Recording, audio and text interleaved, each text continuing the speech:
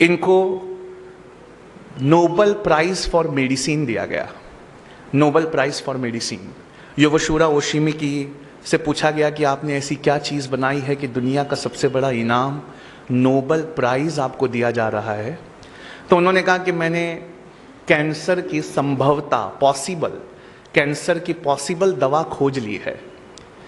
तो दुनिया ने बड़ा ज़ोर से उनका स्वागत किया, कहा आपने कैंसर की दवा खोज ली? कहा नहीं, दवा नहीं, लेकिन एक क्योर, एक प्रिकॉशन मैंने खोज लिया है। तो दुनिया ने पूछा बताइए ऐसा क्या किया जाए जिससे कैंसर नहीं होता। तो उन्होंने कहा कि जब हम भूखा रहते हैं और हमारी बॉडी के न्यूट्रिएंट्स ख़त्म होने लगते हैं, जब हम भूखा रहते हैं तो हमारे जिस्म के सड़े गले हिस्से को हमारी बॉडी खाने लगती है, जिस्म के सड़े गले हिस्से को हमारी बॉडी खाने लगती है। इसे ऑटोफैगी कहते हैं।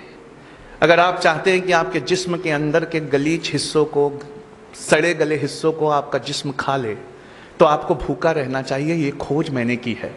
जब बॉडी ऐसे हिस्सों को खाने लगेगी तब कैंसर का क्वांटम या परसेंटेज कम हो जाता है।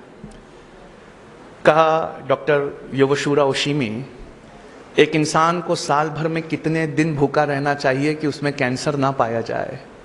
तो उन्होंने कहा 20-25 दिन, तकरीबन 9 से 10 घंटे भूखा रह जाए अगर, तो उसकी बॉडी उसके हिस्सों को खा लेगी, उसे कैंसर नहीं होगा। या रसूल अल्लाह सल्लल्लाहु अलैहि वसल्लम, आज समझ में आया आपने मोमिन पर रोजे फर्ज क्यों किए। आज समझ में आया। आज